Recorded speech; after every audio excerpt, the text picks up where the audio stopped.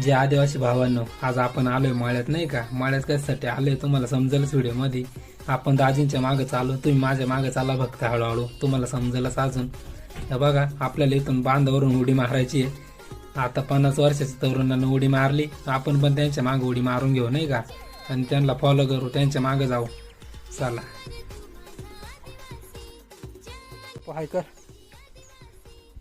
तुला आजच्या ब्लॉग मध्ये घेऊन टाकतो. हा, डायरेक्ट पप्पू भाई सोबत बोलून निघालो आपण डायरेक्ट भाजी घ्यायला. हे मग काय, भाजी उपटायला सुरुवात केली. तिला पण बराच वेळ लागला. हे मी एवढी उपटली होती, अजून काही उपटायची होती भाजी नाही का. मग काय हळूहळू अजून घेतली उपटून. काही कोथमीर पण होती, ती पण घेतली उपटून. हाच फायदा आहे नाही का, जे गावाजवळ राहते, शेताजवळ राहते, चालतीवर मळ्यात जायचं, अशी ताजी ताजी भाजी घेऊन यायची आणि लगेच बनवायची आणि लगेच खायची. बघा, तर चला भेटू उद्या दुपारी.